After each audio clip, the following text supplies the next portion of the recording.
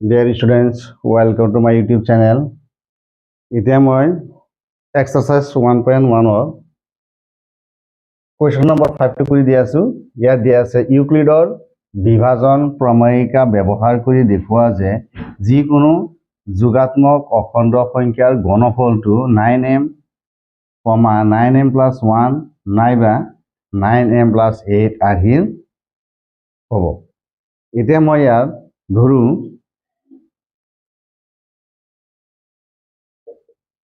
ইয়াত এ এটা যিকোনো যোগাত্মক অখণ্ড সংখ্যা।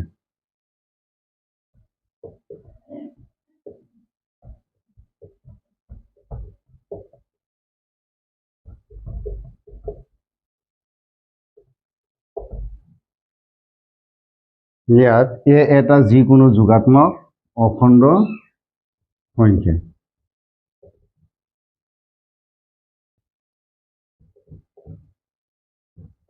আৰু বি ইকুৱেল টু মই ইয়াত 3 বুলি ধৰিলোঁ। এই কথাখিনি যদি মই ইউক্লিডৰ বিভাজন প্ৰমেয়িকা মতে লিখো তেতিয়া লিখিব পাৰোঁ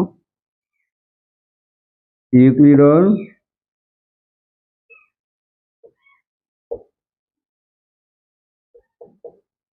বিভাজন প্ৰমেয়িকা হিচাপে লিখিলে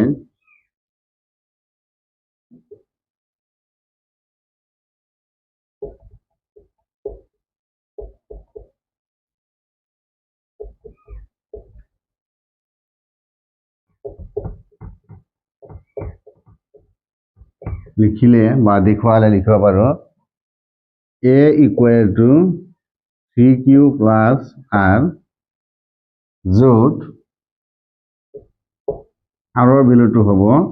0 সমান নাইবাতো 0তকৈ ডাঙৰ আৰু লেছ দেন ইউক্লিডৰ বিভাজন প্ৰমেয়িকা আকাৰত লিখিলে অৰ্থাৎ এ যদি যিকোনো এটা যোগাত্মক অখণ্ড সংখ্যা হয় আৰু বি ইকুৱেল টু যদি 3 হয় তেতিয়াহ'লে এইটো আমি লিখিব পাৰোঁ a equal to 3q plus r য'ত আৰৰ ভেলুটো হ'ব 0তকৈ ডাঙৰ বা 0 সমান আৰু 3তকৈ ইয়াত যিটো 3 দিয়া আছে এই 3তকৈ সদায় সৰু হ'ব। গতিকে ইয়াত আৰৰ ভেলু হ'ব অৰ্থাৎ r ইকুৱেল টু হ'ব 0, 1, 2। এতিয়া যদি r ইকুৱেল টু যদি 0 হয় তেন্তে a equal to 3q plus আৰৰ ভেলুটো 0 হৈ গ'ল লিখিব পাৰোঁ a ইকুৱেল টু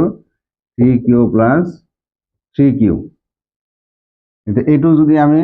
ইয়াত যিটো ঘনফল শব্দটো উল্লেখ কৰা আছে ঘন কৰি দিওঁ দুয়ো পক্ষক যদি ঘন কৰোঁ তেতিয়া লিখিব পাৰোঁ a cube equal to 3q whole cube অৰ্থাৎ a cube equal to 27q cube. এতিয়া a কিউব ইকুৱেল টু ইয়াত যদি মই 9 কমন লওঁ তেতিয়া লিখিব পাৰোঁ 3q কিউব যিহেতু এইটো 9m আকাৰত দেখুৱাবলৈ কৈছে গতিকে আমি এইটো 9m আকাৰত দেখুৱাম। ইয়াত মই 3q কিউব ইকুৱেল টু মই m বুলি ধৰিলোঁ। এতিয়া লিখিব পাৰোঁ a cube equal two 9m সমীকৰণ নম্বৰ 1। এতিয়া যদি মই আৰৰ ভেলুটো r ইকুৱেল টু 1 বুলি ধৰি লওঁ বা 1 হয় তেতিয়াহ'লে মই দেখুৱাব পাৰোঁ a equal to 3q plus আৰৰ পৰিৱৰ্তে মই 1 লিখিম 1। এতিয়া ইয়াত কোৱা হৈছে যিহেতু ঘনফল গতিকে a cube equal to 3q plus 1 whole cube. এতিয়া এইটো মই যদি a plus b whole cube আকাৰত লিখি দিওঁ তেতিয়াহ'লে মই লিখিব পাৰোঁ a cube equal to 3q whole cube plus 3 into 3q whole square into 1 plus 3 into 3q into 1 square 1 square plus 1 cube a plus b whole cube আকাৰত লিখিলে মই এইটো এনেকৈ লিখিব পাৰিম অৰ্থাৎ a cube plus 3a square b plus 3a b square plus b cube এইটো সূত্ৰত মই ব্যৱহাৰ কৰিব পাৰিম এতিয়া a cube equal two 27a cube plus ইয়াত 3q হোল স্কোয়ার গতিকে ইয়াত যেহেতু স্কোয়ার আছে 3 into 3 9 9 into 3 27 আৰু যেহেতু ইয়াত 1 এটা ইনটু হৈ আছে বা পূৰণ হৈ আছে 27q স্কোয়াৰ প্লাস ইয়াত যেহেতু 1 ৰ ওপৰত স্কোয়ার আছে গতিকে 1 square equal 1 3 into 3 9q plus 1 cube মানে 1 এতিয়া যদি মই a কিউব ইকুয়াল টু ইয়াত যদি মই 9 কমন লওঁ তেতিয়াহ'লে 3 cube q cube plus 9q square plus q plus 1 এই গোটেইখিনিৰ পৰিৱৰ্তে যদি মই m ধৰি লওঁ তেতিয়া লিখিব পাৰোঁ a cube equal two 9m plus 1 সমীকৰণ নম্বৰ 2 এতিয়া যদি r ৰ ভ্যালুটো r ইকুয়াল টু 2 হয় তেতিয়াহ'লে মই দেখুৱাব পাৰোঁ বা লিখিব পাৰোঁ a equal to 3q plus 2 আৰু এই দুই পক্ষক যদি মই ঘন কৰি দিওঁ তেতিয়াহ'লে a cube equal to 3q plus 2 whole cube a cube equal to 3q whole cube plus 3 into 3q whole square into 2 plus 3 into 3q into 2 square plus 2 cube a plus b whole cube আকাৰত লিখিলে মই 3q plus 2 whole cube এনেকৈ লিখিব পাৰোঁ 3q whole cube plus 3 into 3q whole square into 2 plus 3 into 3q into 2 square plus 2 cube a cube equal to 27q cube plus 3 into 3 9 into 3 27 into 2 54 q square plus 3 into 3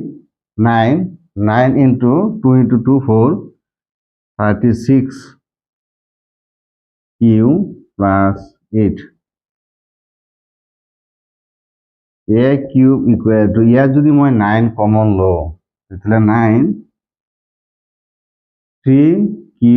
cube plus ইয়াত 9 যাব 6 বার 6q square plus 4q plus 8 এই গোটেইখিনিৰ পৰিৱৰ্তে যদি মই m লিখি দিওঁ তেতিয়াহ'লে মই লিখিব পাৰোঁ a cube equal to 9m plus 8 সমীকৰণ নম্বৰ 3 এতিয়া মই সমীকৰণ নম্বৰ 1 2 আৰু 3 পৰা দেখুৱাব পাৰোঁ যে যিকোনো যোগাত্মক অখণ্ড সংখ্যাৰ ঘনফলটো 9m plus 1 নাইবা 9m plus 8 আহিল হ'ব এতিয়া মই সমীকৰণ নম্বৰ 1 2 আৰু 3 পৰা দেখুৱাব পাৰি যে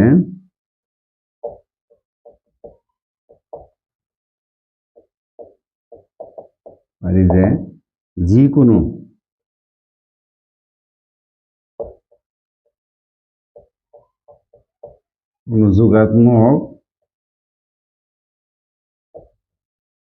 যোগাত্মক অখণ্ড সংখ্যা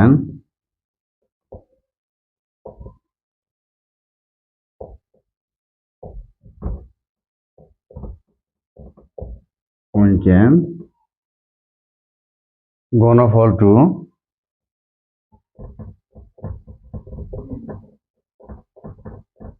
9m